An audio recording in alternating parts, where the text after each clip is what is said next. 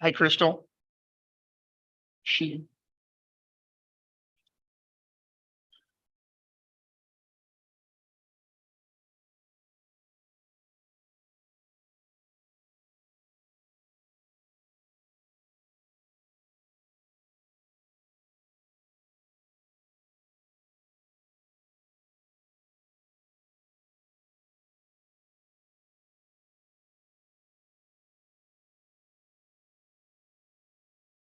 We're here today with Lexi Michael, who is a fabulous chef and also the program director for our culinary arts program here at WSU Tech. We are actually in her office at Niche downtown, and we're here to talk about accessibility and the practical ways in which it's being applied in the culinary program.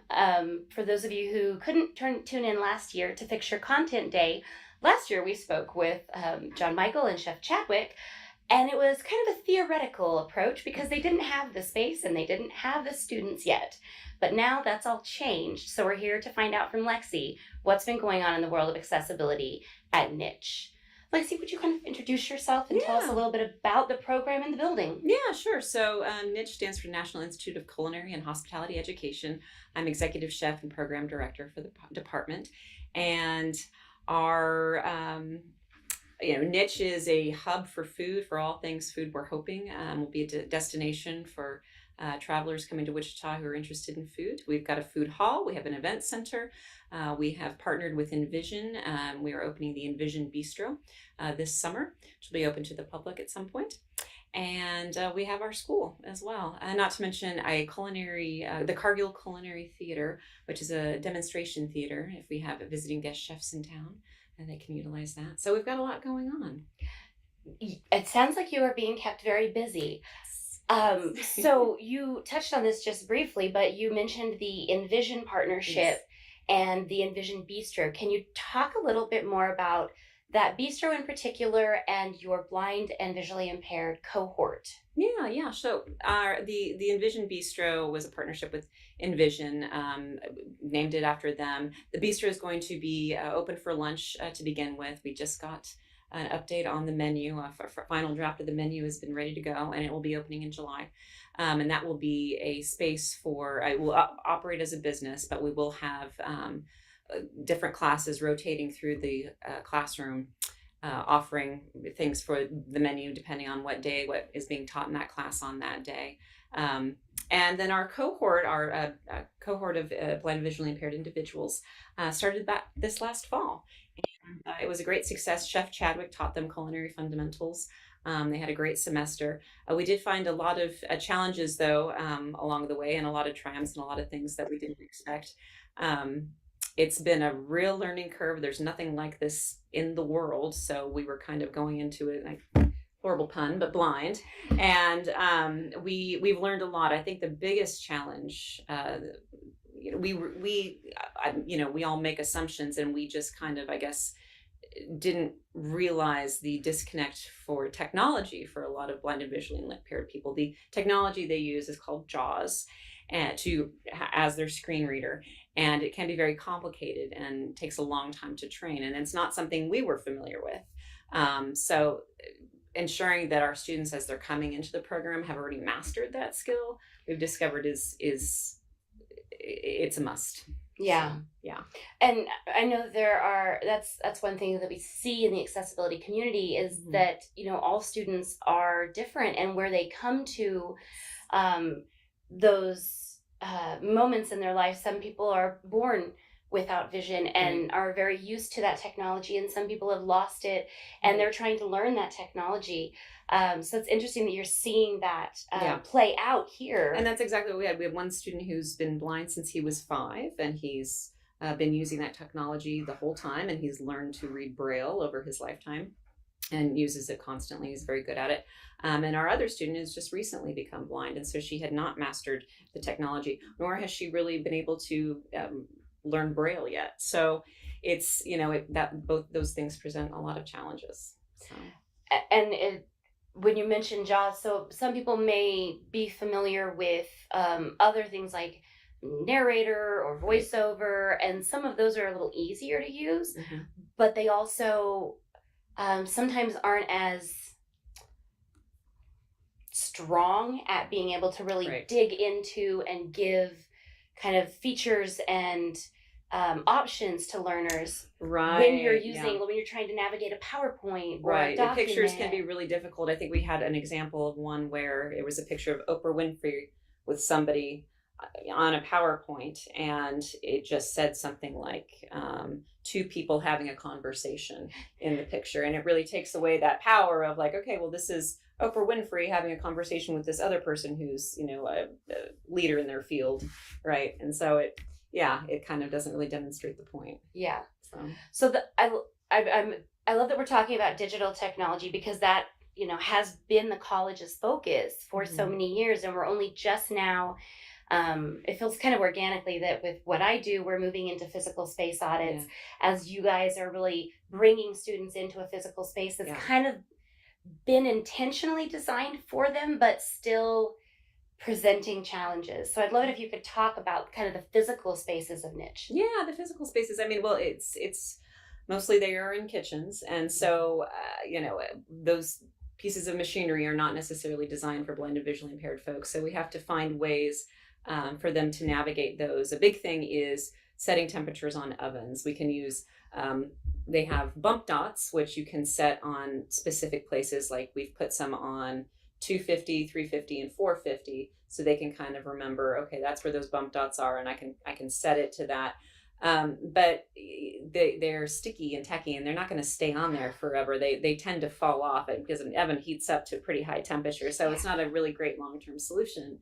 But one other oven has this little notch on it that the student can feel, but then the dial, it doesn't have notches on it, so he can kind of line them up correctly. So there's a lot of really investigating each individual piece of equipment and trying to figure out what's going to work best. We also just have found that we have to use things a little bit less, a little more unorthodox with how we use our equipment. Piping for our students. I teach a baking class right now with one of our students, and you can imagine piping is mostly based on sight, right? There's pressure that you put in the bag, but then really you need to be able to see, okay, I stop piping here, or I do it like that. But they have to feel, right? And so we had to kind of jimmy up we made little prisms the other day out of cardboard that were so long that he could feel. We were piping eclairs, and he needed to make them consistent. It's very important in our discipline to have consistency. And so he would have to feel along the prism as he was piping. And then, so a lot of it is like happening, because this is the first time around, it's happening on the fly. We're like, okay, here's the problem. Let's see, how can we kind of workshop this so that it's going to work for you? And it's actually really fun and really, really exciting. I was ready to say, I mean, it seems kind of like it keeps every day new and fresh, and also that kind of giddy sense of innovation. Yeah. We totally. just did a thing today. That's amazing. Yeah, totally. And using things that you wouldn't think. I normally, when students pour batter for a souffle into a dish, they're doing it by sight, and they're just pouring it in, and they can do it pretty equally between all of the dishes that we use. But for other students, we need to employ more things like scoops and things that measure out, so that, because they can't necessarily see, and so to make it sure that those again are consistent products, they have to use that. So it's also just kind of recognizing spaces where you might need to change up how you teach, and that's going to have to be okay. It's That's awesome. Trying to scrape a bowl with a long-handled spatula can prove difficult and not as effective at scraping the bowl cleanly, because there is so much distance from the hand to the bowl. Even if you move your grip closer to the scraper, it's not ideal. However, this curved scraper that fits in the hand allows for more effective scraping due to proximity to the bowl. It is difficult to tell what position racks are at in the oven, since the racks are too hot to touch. By using tongs to gauge the position of the racks, the students can put pans in without damaging the product or injuring themselves. So I I had the privilege of walking with you and your consultant, Hoby, kind of doing a check for ADA compliance, and some of the ideas I remember you bouncing around were things like labeling the spices so that people would be able to tell, you know, what spices and what, and possibly even like some of those like bump dots or whatever on the ground to delineate spaces. Yeah. You know, have you started down the path of some of those, or do you We have are, some... yeah. Hoby's coming back to us in a couple of weeks here, and we're going to be doing a little bit more work with him with labeling in the kitchen. He has a lot of ideas about how our system can be kind of refined so that labeling of spices and products coming from our basement where we have all of our product, how those things can be received in the kitchen, so that it's just kind of streamlined, because it is, you know, this is, you know, a massive working facility. There are a lot of like parts moving so that we can make class happen, right? Like for a lot of programs. And so getting those other departments kind of in line with it, and it's just, you know, normal is we're going to get there, but it's going to take some time, you know, and really fine tuning those systems to make it work. That's awesome. Yeah. I think that one of the things I've been most impressed with is that spirit of resilience of we're not exactly sure how, but we're going to figure it out. Yeah. And do you feel like your students are welcoming of that? I think sometimes we're afraid that, oh, I'm going to have a student who has this need, and if I don't have it perfectly figured out, they're going to sue us or drop out of class or be angry that I don't have all the answers. I mean, are you seeing... I'm not seeing that right now. I mean, I think we also have the advantage that, you know, we're new and they understand, and I think they like being a part of the process and helping us figure this out. So we're not experiencing that yet. I can understand why people would feel that way. But we're not feeling that right now. I think we have a good team of people we're all so gung-ho and wanting to make it work out, that I think that's not something that would cross our minds. That's awesome. So, yeah. Are there any other things you'd like to talk about? Accessibility, niche? Yeah, I mean, you mentioned the floors before. The floors in our kitchens are going to be redone here within the next year. And so we're going to be having Hoby come in and do some consulting with the space as far as bumps and places that kind of signify where equipment is living in the space, so that students can navigate the space a little bit better. There's I think some pieces of metal that can be put in, strips of metal that can be inlaid into epoxy or things that we might be looking into. So that's fascinating. Yeah. I mean, of all the things that you've mentioned, what I find so interesting is that so much of it is kind of common sense, low tech. Yeah. It is. Really. You don't have to learn new technology right, necessarily. Right. Yeah. You know, I'm sure that there will be technologies that could be useful. I think last year, Chef Chadwick mentioned like talking scales and... Yes, and we did just get some talking scales and talking thermometers in. So they're very easy to use. In fact, our student uses them at home. So he already has a good understanding of them, and it's great that they're finally in, because having to stand there and him measuring things out, and I'm saying 2.5 ounces, 2.7 ounces, 2.3 ounces, you know, that really takes away from the experience and really kind of, you know, it makes the student feel less self-sufficient, right? So it's awesome that we finally have those tools in. Well, I'm just intrigued to see what new blends of low-tech, high-tech, mid-tech solutions you all come up with for your students, especially as you open the BBI kitchen and have events and all of those types of things. So thank you so much for being here with us. Thank you. A year later from the initial conversation about niche and accessibility, and maybe next year we'll have even more to report. And thank you, WSU Tech, for joining us. We hope you've enjoyed learning a little bit more about our newest campus, and we'll see you in just a minute.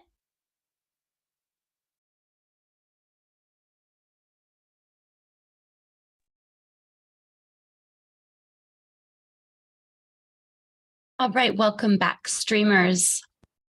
So I am very, very fortunate to have with me one of the people mentioned in the video that we just watched with Chef Lexi, and that is Hoby Wedler. Hello, sir. How are you? I'm doing great, Crystal. How are you? I'm fantastic. Hey, I just have a question. How's my audio coming through? I'm in a fairly echoey kitchen, and I want to make sure that I'm clear. It might sound like I'm a little bit like I'm in a barrel. Is this okay? It sounds great. Awesome.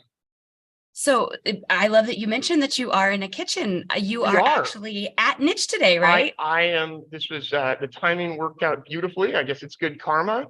I'm in Wichita this week, and yes, I'm standing at Niche in one of our 12 teaching labs. I'm on the third floor of this new, beautiful, well, it's not a new building. It's originally a 19th century department store that has recently been completely gutted and rebuilt and reimagined, as you and Chef Lexi just discussed, into this incredible culinary and hospitality education center. The kitchen where I am right now, just so people understand, I'm standing at a workstation, which is basically a large metal table where chefs would work to prep food and prep ingredients. And directly behind me is our set of stoves. And on one of these stoves, I've got a pot cooking. This kitchen where I am right now is actually the one that we designed specifically for BDI students to come learn, to come explore, and to really learn to be next level, not only home cooks, but chefs. So can you kind of tell us a little bit about how you got involved? Like, when did you start in with this process with Niche, and what are some of the things you've been helping with up to this point? Absolutely. So I was actually introduced to Chef John Michael, Chef Lexi Michael, and Chef Chadwick Easom, who are our faculty members here, last July. And when that introduction happened, it was through a connection that I had with the sponsoring organization of this program, Envision. And when we started chatting, they mentioned their desire to build a program, and it was already well underway, to build a program, culinary arts program specific to blind and visually impaired students. So if you're not blind or visually impaired, you really can't apply for this arm of the program. And that to me is an extremely special thing. And I pointed out my work and knowledge in the culinary world, in the sensory world. I've been in this space as an entrepreneur and as a chemist for the better part of 8 years now. And being a totally blind person myself, working professionally in this field, I think made us all good fits for each other. And I just love this whole team. It's a wonderful team of people.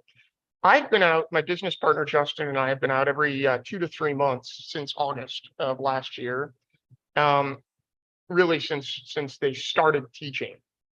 And we've been working on many accessibility elements, some being, and we, by the way, Charles, our BDI student right now, who Lexi talked to you about a minute ago, is not only a student, but he's actually working as an accessibility consultant as well. So there's a lot of stuff that I don't work on because it's day to day. My work is a little more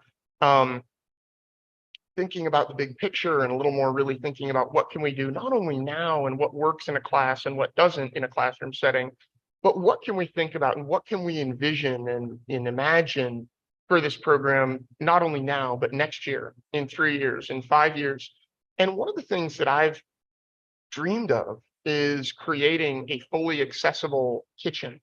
And that means Braille labels on every resource in that kitchen, from stations with numbers to sinks, to stoves, to grills, to everything in the space, really having a good label. And we're working on getting some really high-end ADA signage you might see on bathrooms or on rooms that number that room, in both large print and in Braille. And then we're also, you mentioned this a little bit, Chef Lexi mentioned this a little bit in her interview, we're working on labeling spice bottles with sticky labels that we're ordering from a printer, so we don't have to produce them ourselves with both Braille and large print. And once we do this, this kitchen will be the first kitchen designed to be fully accessible to a blind and visually impaired audience that we think is in the world. And we're planning to have this done by mid to late June. So to me, being able to think about and imagine and dream of what is possible from an accessibility perspective for this kitchen for this group of amazing people.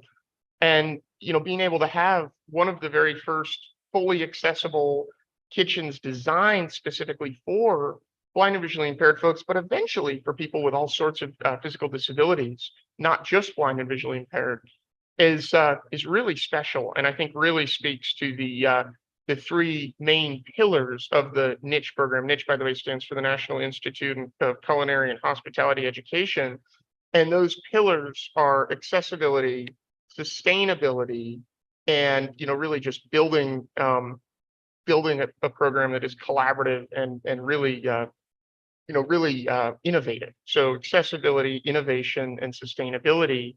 And I think designing a kitchen that is fully accessible, and we're hoping that eventually every single teaching lab, of which there are 12 in this building, is designed in this way that we're designing the kitchen that I'm standing in right now. But for now, this kitchen specifically geared towards a blind and visually impaired, teaching lab is the one that we're working on. And we're going to use what we learn here to do this for all 12 teaching labs.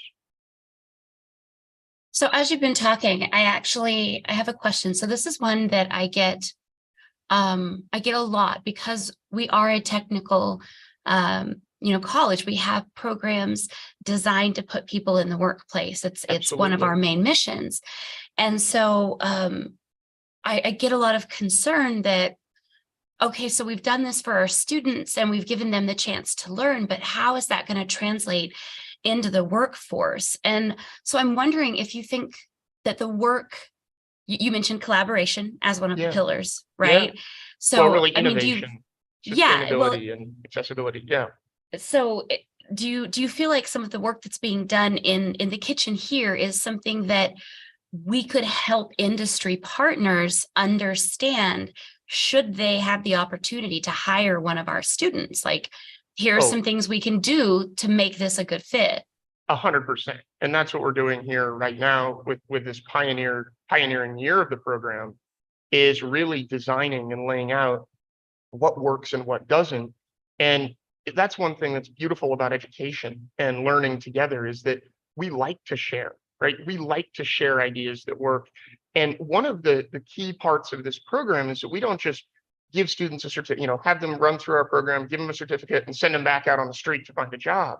No, we want to really work with students and guide them, not as a just sort of teacher-student relationship, but more of a partner or mentor-mentee relationship.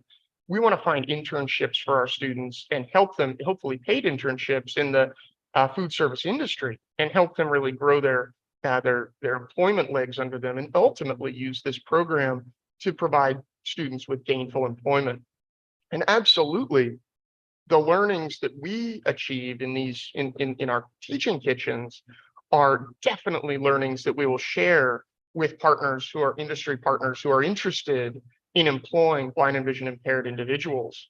And that's one of the beautiful things about WSU Tech's mission, in my opinion, and vision, is that it's about creating gainful employment opportunities and giving people the skills they need and want to get out there in the workplace and contribute actively and positively and really excel in their own careers. One thing that surprises folks is that the unemployment rate of the blind and vision impaired community hovers right around 70%. And the unemployment rate of the general population right now is less than 5%. So that's really staggering. Why is it that 70% of people who have some vision loss or are legally blind really are not employed? And one of the reasons I think that is, it has all sorts of complex reasons, but one of the reasons is that a lot of people aren't necessarily willing to say, yeah, this is a really interesting and wonderful opportunity. I'm going to give a blind person a chance to step in here and not only survive, but thrive and flourish and excel. And that's what the faculty at WSU Tech Culinary Arts, at Niche are doing, is they're not only saying, okay, is this doable? They're saying we want to recruit as many blind and vision impaired individuals as possible and give them the chance to show their true selves and challenge themselves, and ultimately to flourish not only in the classroom, but in the workplace. And to answer your fundamental question, collaboration is key. I think everybody at WSU Tech really understands that and loves collaborating. But it's all about taking what we learn in one place and Mhm. helping the community figure this out, and so that we don't have to, I like to use the phrase reinvent the wheel. It's never fun when we have to reinvent the wheel and think about what is possible, what isn't possible for our students. They get out of the academic setting and they have to go into the employment setting and re-educate their employer of what they can and can't do. They have to redesign the accessible spaces. So yeah, whatever we learn here, we're absolutely going to take to interested partners. I love that so much. I do want to ask, what specifically are you kind of working on right now with your visit to Niche this week? Is there any Yeah. project in particular that's in the works? What we're doing actually right as we speak in this BDI teaching kitchen is we're making sure that we have an accurate list of everything that needs a Braille label, because these aren't just little sticky labels that we adhere to things in terms of equipment. We're going to be using, proper ADA signs that are not costly, but not something that you just produce willy-nilly. Mhm. And so we're really dialing that in and figuring that out.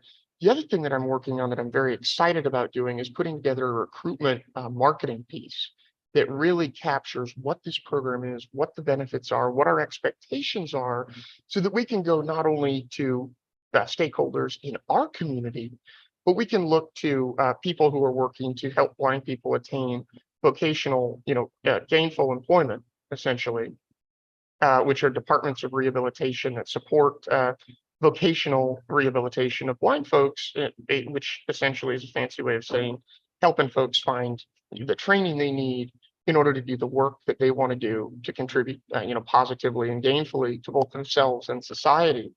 So we're working on really doing some recruiting and bringing in another cohort of 4 to 6 students this upcoming fall semester. And then we're planning to just grow the program from there. So those are some specifics that I'm working on. But one of the things that I think is so important, Crystal, to point out as we talk right now is that, you know, a a lot of us who take classes who are blind or visually impaired come in, we figure out, and this is what my experience was studying chemistry. We work very hard with our faculty and staff to figure out what we need to do to make a program accessible or a particular class accessible. We do it, we figure it all out, and then it's years and years before that instructor or maybe even the department has another student who's blind, right? But here we're doing a lot of that hard work, a lot of that leg work this quarter, this year, this first pioneering year. What works, what doesn't work, and there have been a lot of surprises about what are the biggest challenges of the program versus what are the points that are gonna be successful. I think a lot of the areas that we thought were going to be challenging when we all stepped into this ended up being the easiest things to fix. But the point that I'm making here is that we're able to create, we're doing the hard work of making the program accessible.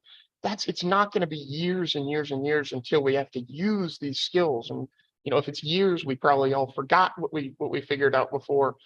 We are doing the legwork now so that it's easier when we bring in cohorts of students next year, the year after, and the year after that, because this program is the only one in the world, like I said, geared specifically to blind and vision impaired individuals. And by the way, I had a chat with some key stakeholders while we were out here this week, including President Sherry yesterday, about the fact that this is just the tip of the iceberg. And we want to look at all programs at WSU Tech and figure out how we can create specifications for them to, welcome blind and vision impaired students into everything that happens here at WSU Tech. And that is incredibly pioneering and incredibly cutting edge.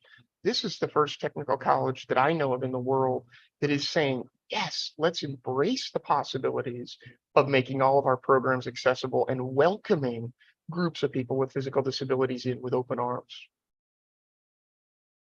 I don't disagree with you about the tip of the iceberg piece. And I think that the more people can see the innovation being done in working labs, our facilities are there nothing to sneeze at, Right. and if we can find ways, then I think that does open up the door for more conversations with industry, whenever that happens. But just having the mindset that we're not going to close those doors and we're going to try to open them as much as possible is a huge step forward for any educational institution. So it really does make me proud to be working here Everyone. and seeing the resources and support that get put behind accessibility.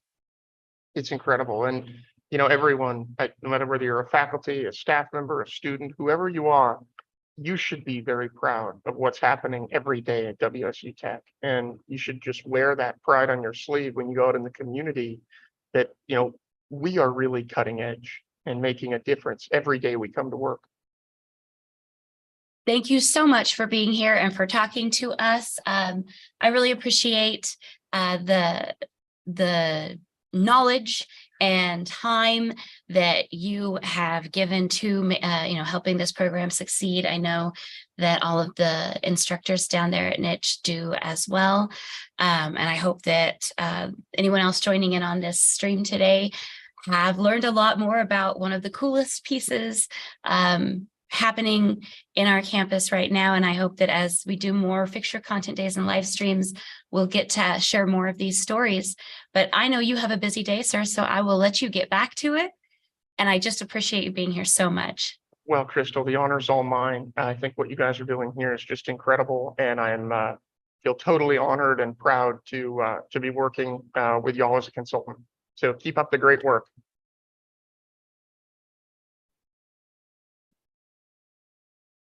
All right, WSU Tech, thank you so much for joining in.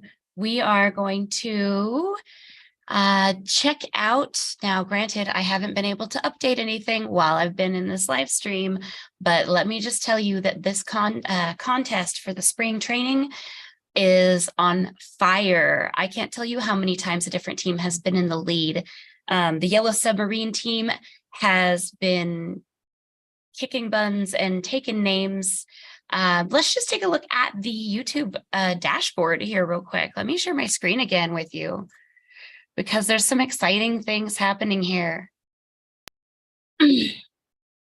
So I want to also call out colleagues from around the college. We've got a double trouble duo of welders over here with Tony and Ryan finishing their trainings. In fact, I think all of welding may have finished theirs by now.